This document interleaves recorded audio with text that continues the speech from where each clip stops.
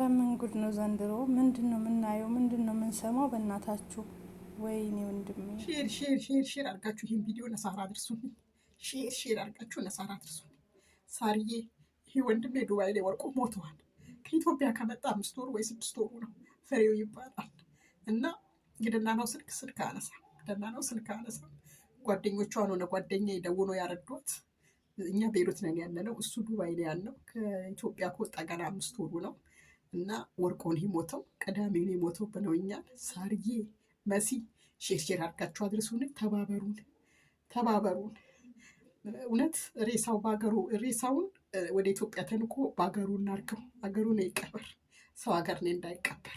ተባበሩን። ሳርዬ በእግዚአብሔር ተባበሪ።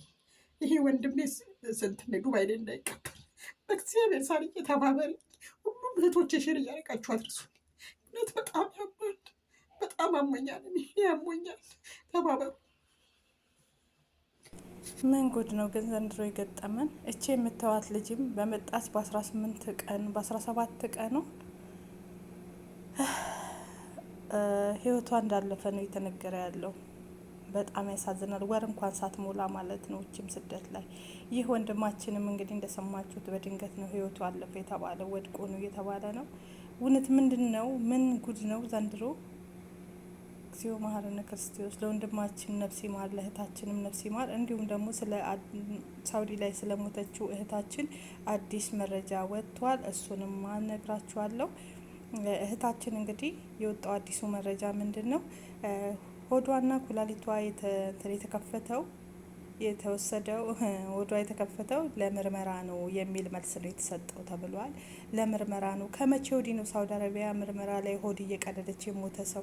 አንዴ ህይወቷ አልፏል። ህይወቷ ካለፈ በኋላ ምንድን ነው ምርመራ ነው ማለት ምን ማለት ነው? ከዛ ውስጥ ምን ሊያገኙ ነው? በቃች ልጅ ራሷ ከሆነ በራሷ ይሄን ነገር እየወሰነችው ምርመራ ማለት ምን ማለት ነው? ያልገባኝ ነገር እንዴ! ሆዷን መክፈት ምን አስፈለገ? አይኗን ማውጣት ምን አስፈለገ? ስለዚህ ለዚች ልጅ ፍትህ ማለት አለብን። የሆነ አካል እንዳለ ነው ይሄ ነገር የሚያሳየው ማለት ነው። እና ሁላችንም ለእህታችን ፍትህ እንላለን። ወንድማችን ነፍስ በአጸደ ገነት ትረፍ።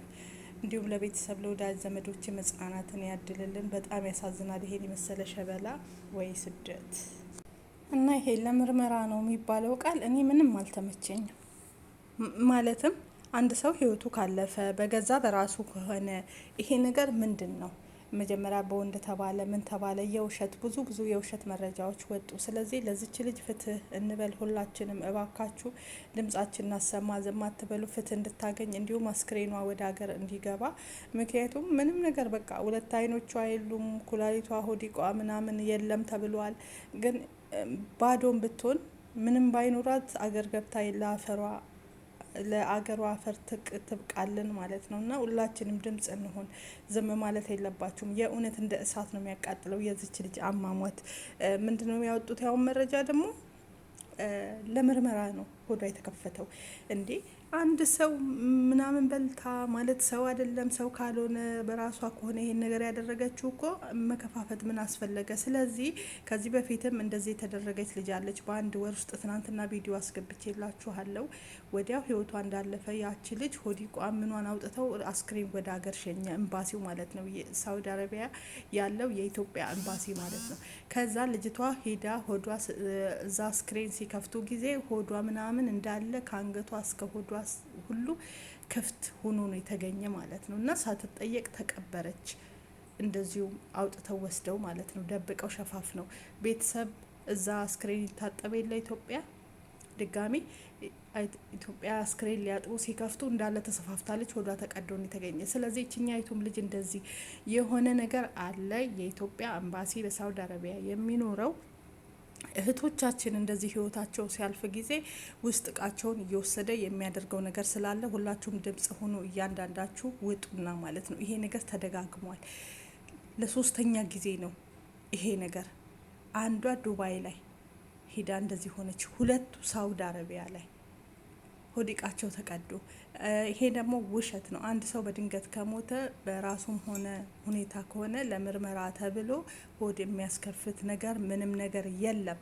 እኔ አረቦቹ ጠይቄ ያለው እዚህ የሴትዮ ጓደኛ ልጇ ማለት ነው በድንገት ሞቶ ተገኘ ክላሱ። ከዛም ምርመራ ተደረገ። ምንም ሳይከፋፈት እሱ ያው እንትን ነገር ነው መጥፎ ነገር ተጠቅሞ የሚወሰደውን ነገር ወስዶ እሱን ወስዶ ጭንቅላቱ ላይ ወጥቶ የሚዋጥ እንደ ኪኒን አለ አይደለ? እሱን ነገር ወስዶ በሱ ምክንያት ህይወቱ እንዳለፈ ነው በምርመራ የተገኘው። በተዘጋ ቤት ውስጥ በራሱ ክላስ ነው ህይወቱ አልፎ የተገኘ።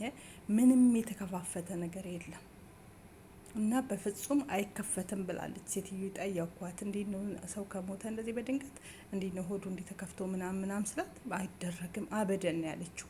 የሚደረግ ነገር የለም። የእንትና ልጅ እንዲህ ሆኗል አልኳት። ያሁኑን ኧረ አልሆነም ተመረመረ በቃ ከዛ ተቀበረ ነው ያለችው እንጂ በፍጹም አይከፈትም። ስለዚህ ይሄ ከእውነት የራቀ ነው። ለዚች ልጅ ባካችሁ ፍትህ በሉ። ሁላችሁም ድምጽ ሆኗት፣ ለእህታችን ድምጽ እንሆናት። እህት ተብየው፣ አክስተ ተብየው፣ ዘመዶቿ ውጡ፣ ሚዲያ ላይ በሉ።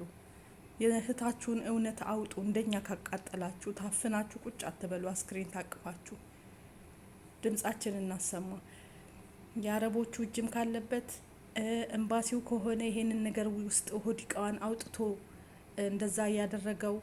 ምክንያቱም ኩላሊታቸው ይሸጣል ታውቃላችሁ፣ አይናቸው ይፈለጋል፣ ብዙ ነገር ይፈለጋል። ጤናማ ስለምንሆን እኛ ኢትዮጵያኖች ብቻ ፍትህ በሉ። ለማንኛውም ነበር ምን ሆኖ የጠፋው ብዬ ነበር።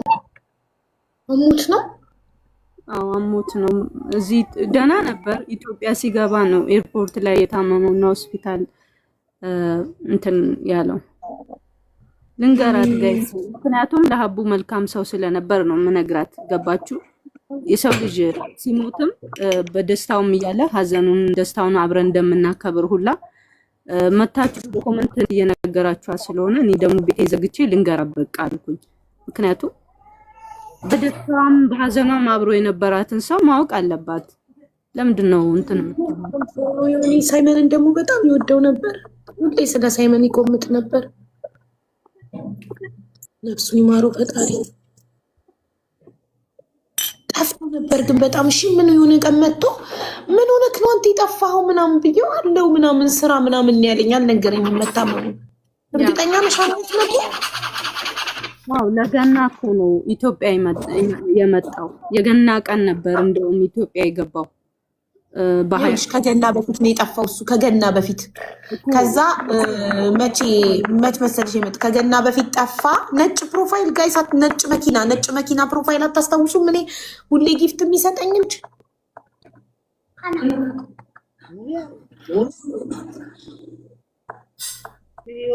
አስታውሳችሁ ተረሳን። አስታውሳችሁት? መኪና ነው ፕሮፋይሉ፣ ነጭ መኪና። Mommy, look, I dropped fish. Yes, bravo, my love. Nice.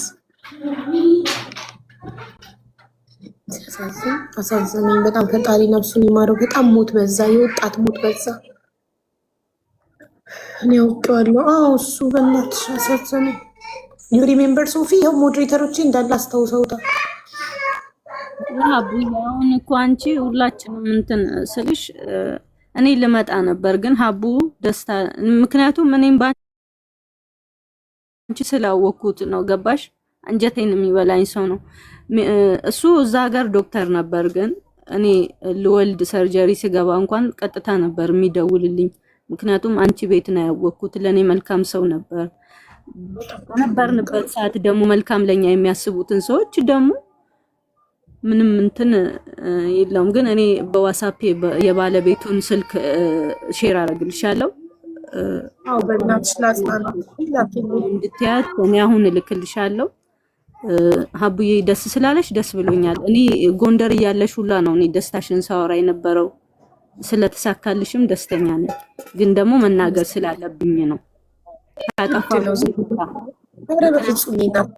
በፍጹም እየሞትን መቅለድ አይበቃም። ግን እኔ እኮ የሚቀለድበት ነገር አይደለም።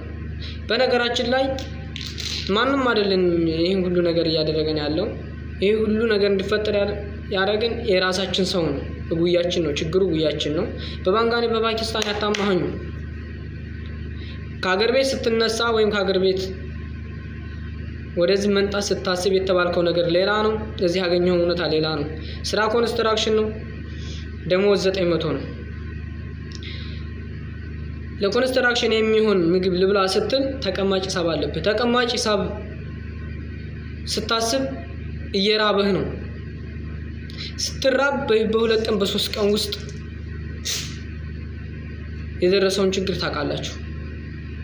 ላፍ የሚከብድ ነገር። ይሄ ብቻ አይደለም። ብዙ ነገሮች ብዙ ችግሮች እየደረሱ ነው።